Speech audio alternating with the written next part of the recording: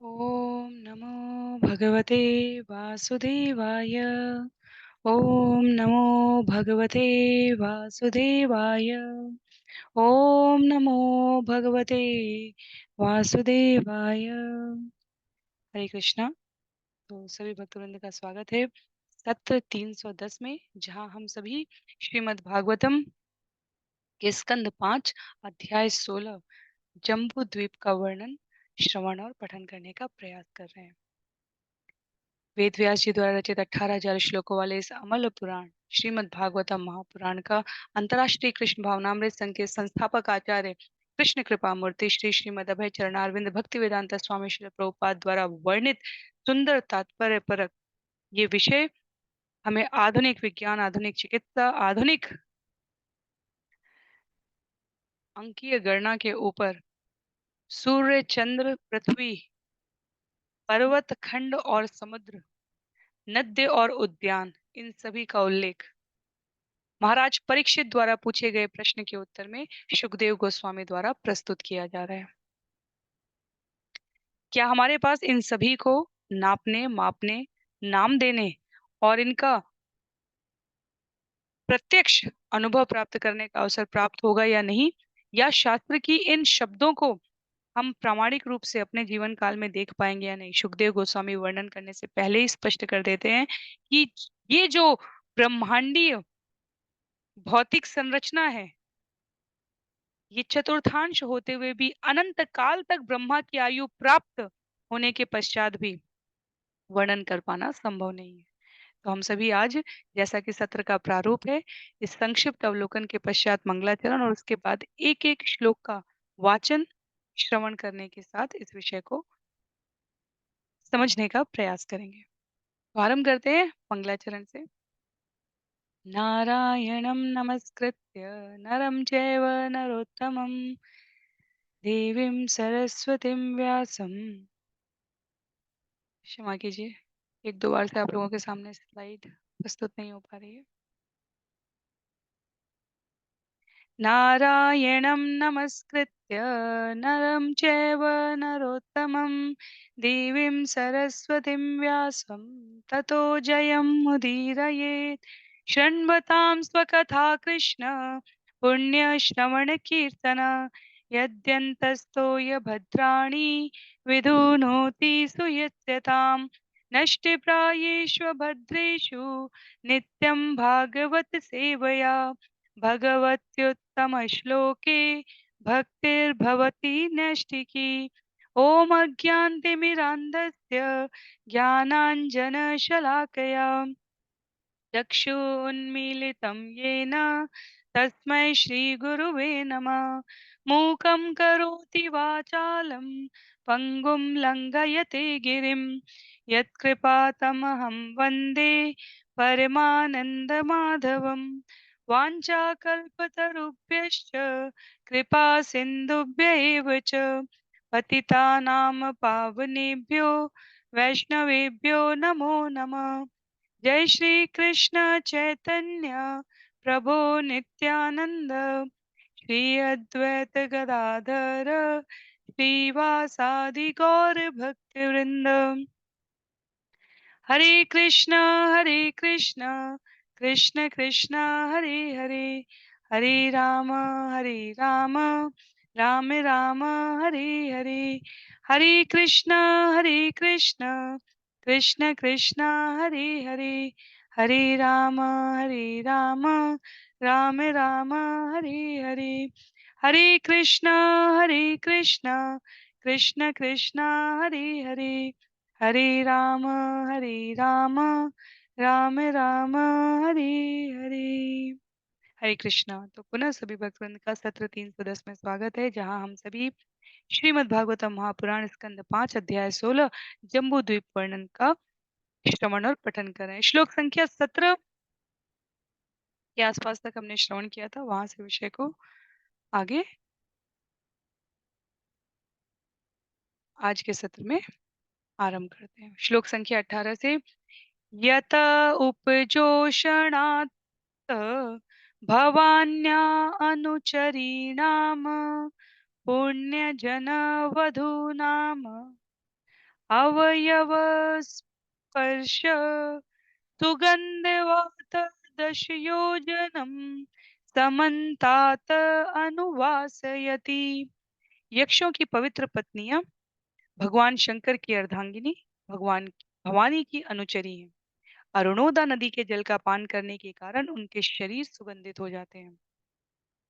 वायु उनके शरीर का स्पर्श करके उस सुगंधि से 80 मील तक चारों ओर के समस्त वायुमंडल को सुरभित कर देती है। तो यहाँ क्या वर्णन चल रहा है? यहाँ महाराज परीक्षित द्वारा बिल्कुल आरंभ में जो सुखदेव गोस्वामी ने प्रियव्रत महाराज के रथ के चक्र के द्वारा भूमंडल के 7 वर्गीकरण का उल्लेख किया था, परीक्षित ने कहा भगवान मैं उसको और विस्तार में समझना चाहता हूँ। उस विस्तार को बताते हुए सुखदेव गोस्वामी ने कहा मैं प्रयास करूंगा। तो भूमंडल को कमल के सदृश बताते हुए 7 द्वीप की तुलना, जो 7 खंड बने हैं उनकी तुलना कमल के कोश आवर्त से की गई है। और जम्बू द्वीप नामक स्थान इस कोश के मध्य में बताया गया है। जम्बू द्वीप में सुमेरु नामक पर्वत बताया गया है, जो वास्तव में सुमेरु पर्वत का उल्लेख ठोस स्वर्ण से बने हुए पर्वत के रूप में कहा जाता है। पर्वत की ऊंचाई 84 योजन बताई गई है, जिसमें से 16,000 योजन पृथ्वी के भीतर बताया गया है। तो एक योजन लगभग 8 मील के बराबर है। और पर्वतों का राजा सुमेरु इसीलिए पृथ्वी ग्रह का आधार है, श्रील प्रभुपाद उल्लेख करते हैं। तो इस कमल कोश के मध्य में इलावर्त वर्ष खंड जो उल्लिखित है जम्बू द्वीप के, उसमें 8 पर्वत श्रृंखलाएं किस प्रकार इस खंड के, क्योंकि 9 खंड हुए और 8 पर्वत हुए। तो हिमवान हेमकूट निषद दक्षिण में बताए गए हैं। नील श्वेत और श्रृंग उत्तर में बताए गए हैं। पूर्व और पश्चिम में क्रमशः माल्यवान और गंधमादन बताए गए हैं। अब ये जो सुमेरु पर्वत है, जो पृथ्वी ग्रह का आधार है, उसके चारों ओर मंदर, मेरु मंदर, सुपार्श्व और कुमुद नामक 4 पर्वत हैं। और प्रत्येक पर्वत की ऊंचाई यहाँ पर 10,000 योजन अर्थात 80,000 मील हो गई। और लंबाई भी 10,000 योजन। तो इस प्रकार वर्गीय क्रम में है। तो 1100 योजन ऊंचे वृक्ष हैं इन पर्वतों के। जिन पर्वतों की ऊंचाई 10,000 योजन है, उन पर्वतों पर 1100 योजन ऊंचे वृक्ष हैं। आम का, जामुन का, कदम्ब का और बरगद का।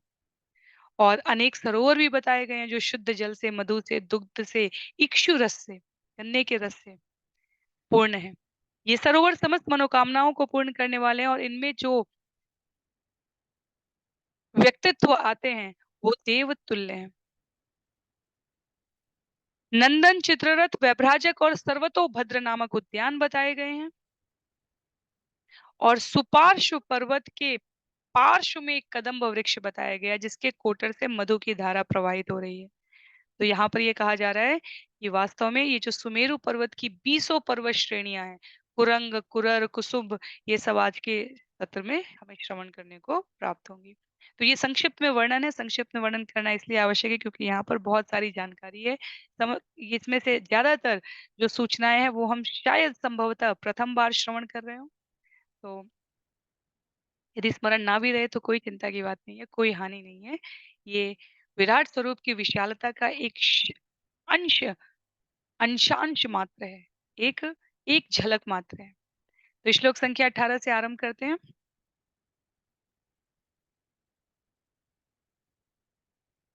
जहाँ हमने अभी श्रवण किया कि किस प्रकार यक्षों की पवित्र पत्नियां भगवान शंकर की अर्धांगिनी भवानी की अनुचरी हैं और वे सभी इन सरोवरों में स्नान करने आती हैं।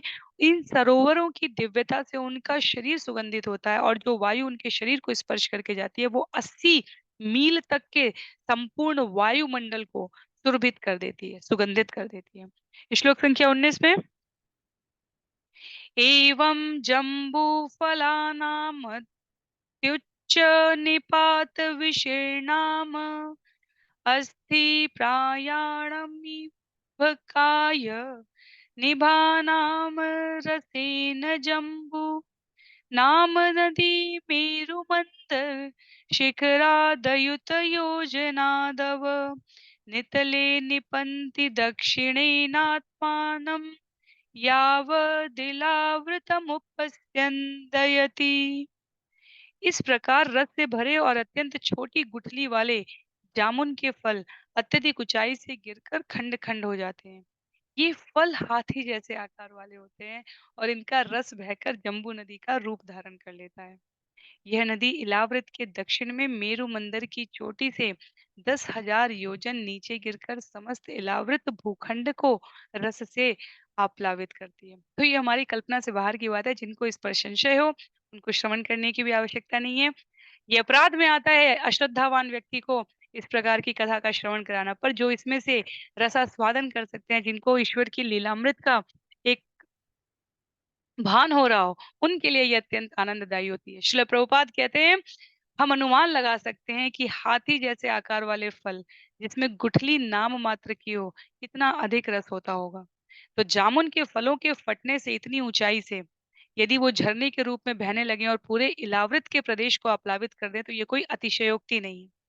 इस रस से प्रभूत मात्रा में स्वर्ण उत्पन्न होता है। जैसे गाय के अब वैज्ञानिक अनुसंधान हो रहे हैं, तो उसमें कहा जा रहा है कि देशी गाय के दुग्ध में स्वर्ण अंश होते हैं। हमारा शास्त्र तो इसे हमेशा से कहता है। तो ये सब ऐसी दिव्य अम, जानकारियां हैं जो आवृत्त हो जाती है। जैसे राजा पृथु के प्रसंग में हमने श्रवण किया था कि पृथ्वी गर्भगत कर लेती है रत्न भंडारों को, संपदाओं को, औषधि वनस्पतियों को, यदि मनुष्य का आचरण पवित्र नहीं रहता है। तो ये जानकारियां सदैव रही हैं। हम सभी जब जब घर के वयोवृद्ध कहते हैं कि अ, शुद्ध देसी गाय का जो दूध है उसमें जब आप समयांतर पर या उसका जो घी निकालते हैं वो हमें नैसर्गिक पीलापन जो लिए हुए होता है उसे कहते हैं स्वर्ण अंश है। अब विज्ञान इसकी पुष्टि कर रहा है, तो उसी देशी गाय के दूध को कई गुना अधिक मूल्य पर बड़े बड़े स्टोर में A2 मिल्क कहकर उपलब्ध कराया जा रहा है। श्रील प्रभुपाद कृषि और गोचारण की गोधन कहा गया है हमारे शास्त्रों में। कृषि हमारे यहाँ अभूत संपदा कही गई। श्रील प्रभुपाद ने कहा आने वाला समय उसके लिए समृद्धि सामर्थ्य से भरपूर होगा जिसके पास स्वयं का भूखंड हो, कृषि योग्य भूमि हो और जिसके द्वार पर गौ माता उपस्थित हो। जीवन की 80% आवश्यकताएं देश काल परिस्थितियों से इतर इतने से संभव है। अन्न की, दुग्ध की और जमीन स्थान की उपलब्धता आवश्यकता अनुसार सनातन पद्धति से जीवन यापन करने के लिए 80% आवश्यकताओं की पूर्ति करने में समर्थ है। और शास्त्र कहते हैं कि आवश्यकताओं की पूर्ति तो माता धरती सदैव से करती आ रही है। लालच का कोई अंत नहीं है। तो इलाहाबाद प्रदेश के इस वर्णन में जहाँ हाथी के आकार के फल हैं ऊपर से गिरने पर इस प्रकार रसा प्लावित नदी का सृजन कर रहे हैं जो पूरे इलाहाबाद प्रदेश में बह रही है। श्लोक संख्या 20 और 21 एक साथ है यहाँ पर। तावत उभयोऽपि रोधसो या मृत्तिका तत रसेनानुविद्यमाना वायु अर्क संयोग विपाकेन सदा अमर लोकाभरणं जाम्बू नदं नाम सुवर्णं भवति यत् उहवा विबुधादय सह युवतिभिः मुकुट कटक कटिसूत्र आदि आभरण रूपेण खलु धारयन्ती। जम्बू नदी के दोनों तटों का कीचड़ जामुन फल के बहते हुए रस से सिक्त होकर और फिर वायु तथा सूर्य प्रकाश के कारण सूख कर जाम्बू नद नामक स्वर्ण की प्रचुर मात्रा उत्पन्न करता है। स्वर्ग के निवासी इस स्वर्ण का उपयोग विविध आभूषणों के लिए करते हैं। फलतः स्वर्ग लोक के सभी निवासी एवं उनकी तरुण पत्नियां स्वर्ण के मुकुटों, चूड़ियों तथा करधनियों से आभूषित रहती हैं। इस प्रकार वे सब जीवन का आनंद लेते हैं। तो जाम्बू नद स्वर्ण के इस जो स्वर्ण के जानकार होंगे उनको पता होगा कि इसकी क्या महत्ता है। जाम्बूनद नामक स्वर्ण की प्रचुर मात्रा उत्पन्न करने का अर्थ हुआ कि निश्चित रूप से इसकी गुणवत्ता अत्यंत उच्च श्रेणी की है। श्रील प्रभुपाद कहते हैं, भगवान की व्यवस्था के फलस्वरूप कुछ लोगों की नदियों के तट पर स्वर्ण उत्पन्न होता है और इस पृथ्वी के बेचारे निवासी अपने अल्प ज्ञान के कारण तथाकथित भगवान के वशीभूत हो जाते हैं, जो केवल मुट्ठी भर ही स्वर्ण बना पाते हैं। अर्थात जो कलयुग के इस धरती के निवासी हैं, वो कुछ अन्य मनुष्यों को जो रिद्धि-सिद्धि से चुटकी भर स्वर्ण बना दें। श्रील प्रभुपाद कह रहे हैं, उनसे इतने प्रभावित हो जाते हैं, ये विस्मृत कर जाते हैं कि पूर्ण पुरुषोत्तम भगवान तो स्वर्ण की नदियों का निर्माण कर रहे हैं। तो इस भौतिक जगत के उच्चतर लोकों में जम्बू नदी के तट के कीचड़ वास्तव में जामुन के रस के साथ मिलकर सूर्य प्रकाश एवं वायु की प्रक्रिया के कारण प्रचुर मात्रा में स्वर्ण उत्पन्न कर रहे हैं। ऐसे ही हमारे शास्त्रों में कर्म कांड से स्वर्ग लोक में निवास करने के वैभव और ऐश्वर्य का इतना महत्व नहीं कहा गया है। भक्ति में, आध्यात्म की उन्नति में, भगवत सेवा में, वैकुंठ जाने के लिए भक्तों को इस प्रकार के आकर्षण से दूर रहने के लिए कहा गया। पर यदि हम उच्चतर लोकों के वैभव और ऐश्वर्य को समझना चाहें, तो ये एक सुंदर उदाहरण है, जहाँ पर कहा जा रहा है कि स्त्री पुरुष विविध स्वर्णाभूषणों से अलंकृत होते हैं और वो कैसे मिल रहे हैं? सूर्य प्रकाश, वायु की प्रक्रिया और जम्बू नदी के तट के कीचड़ जो जामुन के रस से मिलकर बना रहे हैं। इतना मनोहर लगता है। और पृथ्वी पर सोने की इतनी कमी है, श्रील प्रभुपाद कहते हैं कि विश्व की सरकारें अपने कोष में रखकर कागजी मुद्रा से काम चला रही हैं। और यदि हम वास्तव में कहें कि भौतिक जगत प्रगति कर रहा है, तो राजाओं महाराजाओं के समय में स्वर्ण मुद्राओं से, चांदी की मुद्राओं से, कांस्य मुद्राओं से, तांबे की मुद्राओं से अब हम प्लास्टिक के नोट्स पर आ चुके हैं। और हम कहते हैं, श्रील प्रभुपाद कह रहे हैं कि और सांसारिक प्राणी कहता है कि हमने भौतिक उन्नति कर ली। विचार का प्रश्न है, वास्तव में विचार का प्रश्न है। अब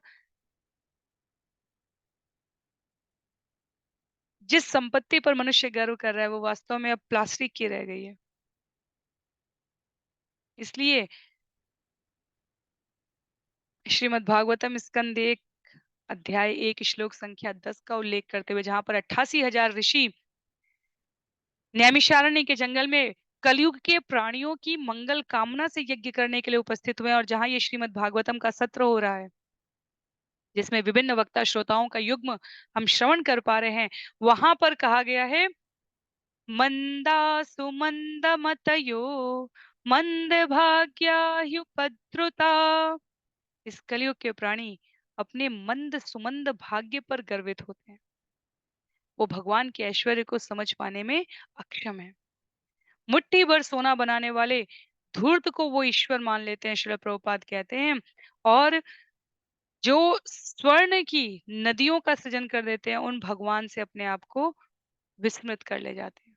इसीलिए स्वर्ग का वर्णन उन्हें स्वर्ग लोक की ओर जाने को अभिप्रेरित कर देता है, पर भगवान के शुद्ध भक्तों की रुचि ऐसे ऐश्वर्य के प्रति रंच मात्र भी नहीं होती।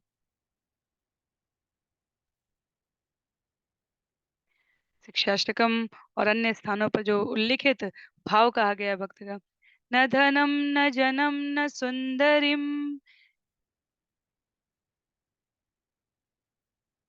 वास्तव में सुंदरी शब्द पे आते ही कई बार हमें इस बात का भ्रम नहीं होना चाहिए कि यहाँ पर स्त्रियों के लिए जो कायिक शरीर है स्त्री का, उसके संबंध में ये कहा जा रहा है। यहाँ इसका सरल सा तात्पर्य ये होता है, वो कोई भी प्रकार का आकर्षण जो इस भौतिक जगत में हमें बांधे। तो धनम जन्म और सुंदरीम इस संदर्भ में कहा गया है।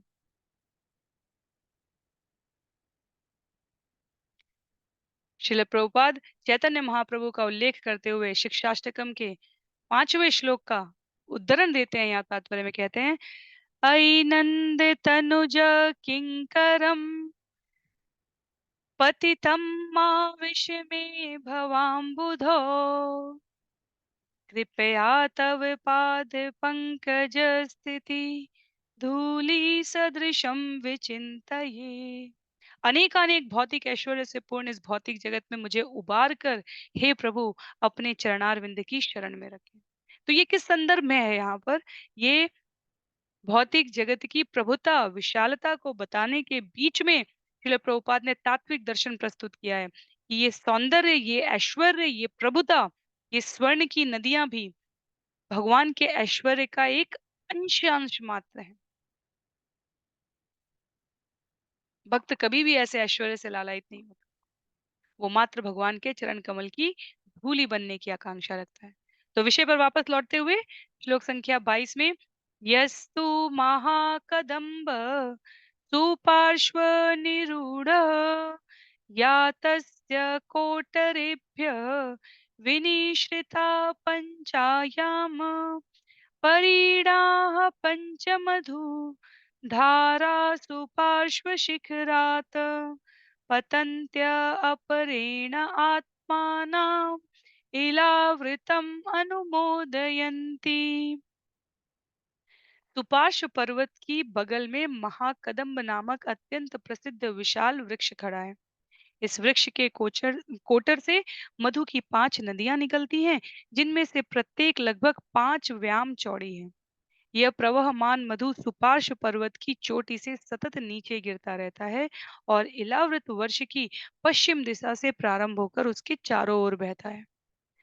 इस प्रकार संपूर्ण स्थल सुहावनी गंध से पूरित है। तो कहीं मधु है, कहीं इत्र है, कहीं सुगंधि है, कहीं संपूर्ण वातावरण में इस प्रकार आनंददायक जो वातावरण का सृजन है उसका उल्लेख है। व्याम यहाँ पर शब्द प्रयोग हुआ है कि ये जो मधु की 5 नदियां वृक्ष के कोटर से निकल रही हैं, वो 5 व्याम चौड़ी हैं। तो श्रील प्रभुपाद तात्पर्य में कहते हैं एक हथेली से दूसरी के बीच की दूरी व्याम कहलाती है, जो लगभग 8 फुट होती है। इस प्रकार नदी की चौड़ाई दोनों भुजाओं को यदि हम फैला दें, दोनों भुजाओं को फैलाने पर एक हथेली से दूसरे हथेली की दूरी को पूरे एक समानांतर एक सीधी रेखा में जब हम अपनी भुजाओं को फैला दें, तो उसके लिए कहा गया है कि एक हथेली से दूसरे हथेली की दूरी व्याम है और वो 8 फुट के करीब होती है। तो प्रत्येक नदी की चौड़ाई लगभग 40 फुट, क्योंकि 5 व्याम कहा गया है यहाँ पर, तो 8 गुणे 5 40 फुट बताई गई है। और क्योंकि 5 नदियां हैं, तो इस प्रकार 200 फुट चौड़ाई 200 फीट की चौड़ाई बताई गई है। तो वृक्ष के कोटर से 5 नदियां, और वो कितना विशाल वृक्ष होगा कि 5 नदियां जो गिर रही हैं, एक-एक नदी की चौड़ाई 40 फीट है और ऐसे 200 फीट की नदियां अ, शहद की, मधु की यहाँ पर प्रवाहमान है। श्लोक संख्या 23 में या हि उपयुञ्जानानां मुखनिर्वासितो वायु समन्तात शत योजनम अनुवासयति। इस मधु को पीने वालों के मुख से निकली वायु चारों ओर 100 योजन तक के भूभाग को सुगंधित बना देती है। तो सर्वत्र सुगंध प्रवाहमान है, में कोई संशय नहीं है। श्लोक संख्या 24 देखते हैं। एवं कुमुद निरूढ़ यह शतवर्ष नाम वट तस्य स्कंदेभ्य नीचिना पयदधि मधुघृत गुड़ अन्न आदि अंबर शय्यासन आभरण आदयः सर्वे एव कामदुघानदा कुमुदग्रात् पतन्त तम् उत्तरेणिलावृतमुपजो उपयोजन्ति। इस प्रकार कुमुद पर्वत के ऊपर एक विशाल वट वृक्ष है, जो 100 प्रमुख शाखाओं के कारण शतवल्श कहलाता है।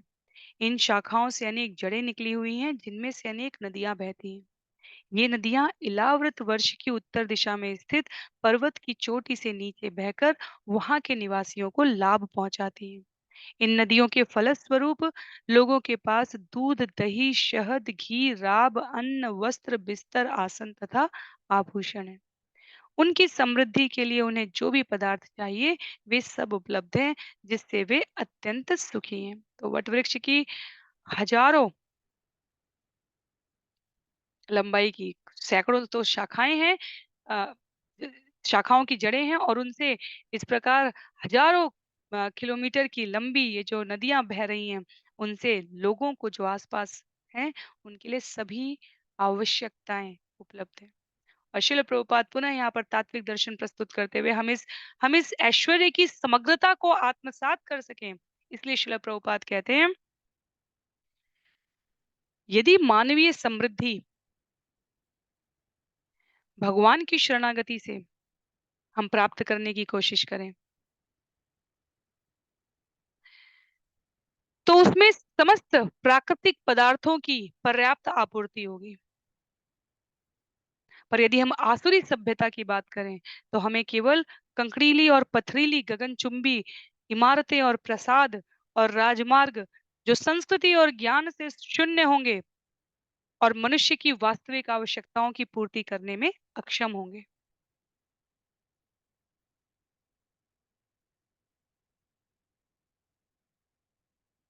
भगवत गीता अध्याय 3 श्लोक संख्या 14 का यहाँ पर उल्लेख किया है शिल प्रभुपाद ने, जहाँ भगवान कहते हैं अर्जुन को, अन्नाद् भवन्ति भूतानि पर्जन्यादन्न संभव यज्ञाद् भवन्ति पर्जन्यो यज्ञः कर्म समुद्भव। सभी प्राणी अन्न पर निर्भर करते हैं जो वर्षा से उत्पन्न होता है। वर्षा यज्ञ करने से होती है और यज्ञ की उत्पत्ति नियत कर्म से होती है। हमारा कर्म है। हरि नाम यज्ञ कहा गया है कलयुग के लिए। श्रील प्रभुपाद चैतन्य महाप्रभु के इस मिशन को, कृष्ण भावनामृत आंदोलन को कलयुग की इस शुष्क रुग्ण धरा भूमि पर, जहाँ संस्कृति और ज्ञान की शून्यता निम्नता आती जा रही है, पुनः स्थापित करने के प्रयास में इस अंतर्राष्ट्रीय कृष्ण भावनामृत संघ को स्थापित करते हैं। क्योंकि नियत कर्म है यज्ञ करना। कलयुग का यज्ञ कहा गया हरे नाम हरे नाम हरे नाम है केवलम। जिनके जीवन में ये हरिनाम यज्ञ आधार है, उनके जीवन में वर्षा वर्षा यज्ञ करने से होती है। वर्षा का अर्थ हुआ सभी प्रकार की आवश्यकताओं की पर्याप्त आपूर्ति, क्योंकि वर्षा से अन्न उत्पन्न हो रहा है, अन्न पर प्राणी निर्भर कर रहा है। तो ये हमारे जीवन का परम विश्वास होना चाहिए कि यदि हम श्रद्धा विनीत पूर्वक हरे कृष्णा कृष्ण कृष्णा हरे हरे, हरे राम राम राम हरे हरे, इसका जाप करते हैं, जो शास्त्रों के नियम हैं, जो 4 धार्मिक नियम बताए गए उनका पालन करते हैं, तो मानव समाज ना केवल इस धराधाम पर सुखी और संपन्न हो सकता है, अपितु परलोक में भी उसको सुगति प्राप्त होती है। श्लोक संख्या 25 में उल्लेख है, यानो पजुषाणानां न कदाचित् अपि प्रजानाम वलिपलित्कलं क्लं स्वेद दौर्गन्ध्य आमय मृत्युशीत उष्ण वैवर्ण्य उपसर्ग आदय तापविशेषा भवन्ति, आदय तापविशेषा भवन्ति यावत् जीवम् सुखम निरतिशयम् एव। तो ये गद्य है, कहीं ना कहीं एक शब्द आगे पीछे करने से अंत में हमें तुकांत नहीं मिल पाता है। इस भौतिक जगत के वासी जो इन बहती नदियों से प्राप्त पदार्थों का सेवन करते हैं, उनके शरीर में ना तो झुर्रियां पड़ती हैं और ना उनके केश सफेद होते हैं, ना तो उन्हें थकान का अनुभव होता है और ना उनके पसीने से शरीर से दुर्गंधी आती है। उन्हें बुढ़ापा, रोग या असामयिक मृत्यु नहीं सताती है। न ही वे कड़ाके की सर्दी अथवा झुलसती गर्मी से दुखी होते हैं और न ही उनके शरीर की कांति लुप्त होती है।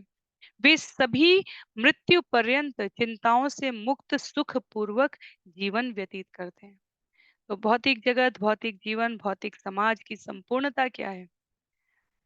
वर्तमान में जिसके जीवन में शुद्ध दुग्ध, शुद्ध दही, मधु, घी, अन्न, आभूषण, बिस्तर, आसन इसकी प्रचुर मात्रा में उपस्थित है, उसे हम वास्तव में भाग्यशाली कह सकते हैं।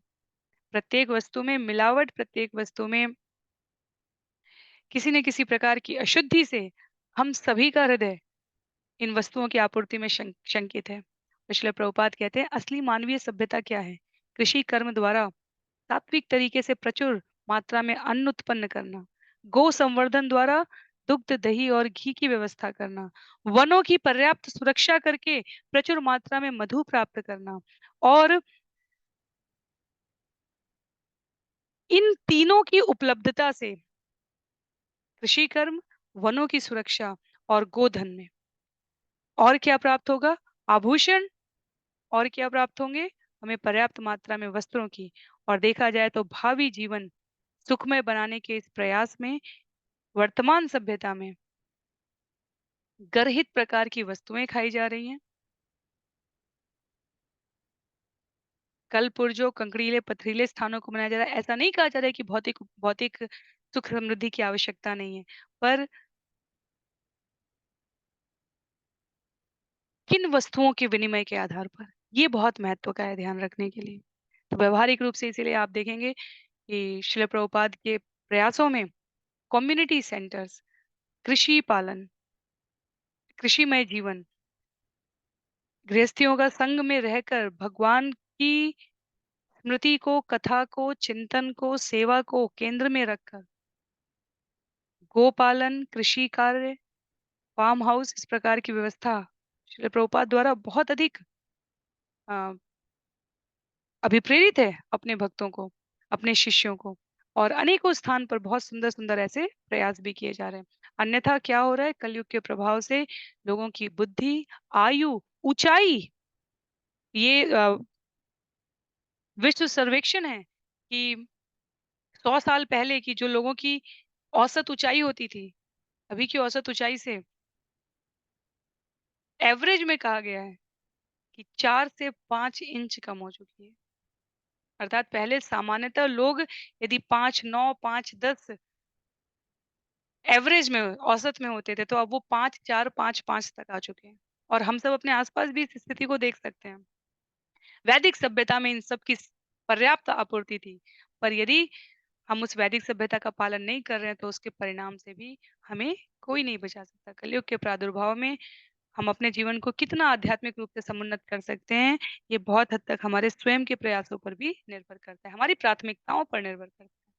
श्लोक संख्या 26 में कुरंग कुरर कुसुम्भ वैकंक त्रिकूट शिशिर पतंग रुचक निषध श्रीनिवास कपिल शंख वैदुर्य जारुधि हंस ऋषभ नाग कालंजर नारदादय विंशति गिरयः मेरो कर्णिकाया इव केसरभूतामूल देशे परित उपक्षिप्ता। मेरु पर्वत के तलहटी के चारों ओर अन्य पर्वत इस सुंदर ढंग से व्यवस्थित है, मानो कमल पुष्प की कर्णिका के चारों ओर केसर हो। इन पर्वतों के नाम है कुरंग, कुरर, कुसुम्भ, वैकंक, त्रिकुट, शिशिर, पतंग, रुचक, निषिद्ध, श्रीनिवास, कपिल, शंख, वैदुर्य, जारुधि, हंस, ऋषभ, नाग, कालंजर तथा नारद। तो ये विभिन्न प्रकार की जो अब विशिष्टताएं हैं, उनका उल्लेख किया गया। तो पर्वतों के नाम यहाँ पर बताए गए हैं। अंतिम 3 छंद हैं, 3 और श्लोक हैं, पर ये सभी यदि स्मरण नहीं होते तो चिंता की बात नहीं। इसको श्रवण करके हम अपने आप को संबद्ध कर सकते हैं अपने आध्यात्मिक ज्ञान की प्रचुरता से। हमारे शास्त्र कितने समृद्ध हैं। विश्व की किसी और सभ्यता में इतना बारीक अन्वेषण और विश्लेषण इस जगत की रचना और जगदीश की इस सृजन के बारे में नहीं मिल सकता। तो यदि सब कुछ स्मरण ना भी रहे, यदि सब कुछ विश्वसनीय ना भी लगे, तो भी इस बारीकी के साथ प्रस्तुत किए गए विवरण की हम निश्चित रूप से प्रशंसा तो कर ही सकते हैं। श्लोक संख्या 27 में जठर देवकूटौ मेरुं पूर्वेण अष्टादश योजन सहस्रम उद्गायतो द्विसहस्रम पृथुतुंगो भवतः एवम् अपरेण पवन परियात्रो दक्षिणेन कैलाश करवीरो प्राक आयतो एवम् उत्तरत त्रिशङ्ग मकरो अष्टभिः एत परिसृत अग्निरिव परित चकास्ति कांचनगिरि। सुमेरु पर्वत के पूर्व में जठर तथा देवकूट नामक दो पर्वत हैं, जो उत्तर तथा दक्षिण की ओर 18,000 योजन तक फैले हुए हैं। इसी प्रकार सुमेरु पर्वत की पश्चिम दिशा में पवन तथा पारियात्र नामक दो पर्वत हैं, जो उतनी ही दूर तक उत्तर तथा दक्षिण में भी फैले हैं। सुमेरु के दक्षिण में कैलाश तथा करवीर पर्वत हैं, जो पूर्व और पश्चिम में 18,000 योजन तक फैले हैं। और सुमेरु की उत्तरी दिशा में त्रिशंग तथा मकर नामक दो पर्वत पूर्व और पश्चिम में इतनी ही दूरी में विस्तृत हैं। इन समस्त पर्वतों की चौड़ाई 2000 योजन है। इन आठों पर्वतों से घिरा हुआ स्वर्ण निर्मित सुमेरु पर्वत अग्नि की तरह जाजवल्यमान है। तो आज तो इतनी इतनी प्रकार के अंतर्राष्ट्रीय सीमाएं बन चुकी हैं। यदि कोई अन्वेषण करने के लिए प्रबुद्ध व्यक्ति अपना जीवन भी समर्पित करना चाहे हिमालय के उस पार जाने के लिए, तो शायद वो कहीं और पहुंच जाए, किसी तहखाने में, किसी कैद खाने में, पता नहीं कहाँ। पर शास्त्र हमें वो ग्लिम्स, वो झलक, वो प्रस्तुतिकरण दे रहे हैं यहाँ पर। तो कैलाश पर्वत सुमेर के 8 चारों तरफ जो 8 से घिरा हुआ है, उसका एक भाग यहाँ पर बताया जा रहा है। श्लोक संख्या 28 में मेरुर्मूर्धनि भगवत आत्मयो मध्यत उपक्षिप्तां पुरीम् अयुत योजन साहस्रिम समचतुर्ताम शातकौंभीम वदन्ति। मेरु की चोटी के मध्य भाग में ब्रह्मा जी की पुरी स्थित है। इसके चारों कोने समान रूप से 1 करोड़ योजन तक विस्तृत है। यह पूरे का पूरा स्वर्ण से निर्मित है। इसलिए विद्वज्जन तथा ऋषि मुनि इसे शातकौंभी नाम से पुकारते हैं। तो ये भूलोक का वर्णन में मेरु पर्वत के मध्य चोटी के मध्य भाग में ब्रह्मा जी की पुरी स्थित है, ऐसा यहाँ पर उल्लेखित किया गया है। और अब जो वर्णन है वो ऊर्ध्व लोकों का और ऊर्ध्व जीवों के स्थानों का हमें उल्लेख प्रस्तुत करा रहा है। क्या कह रहे हैं? ताम अनुपरितः लोकपालानामष्टानां यथा दिशं यथा रूपं तुरीयमानेन पुर अष्टौ उपक्षिप्ता।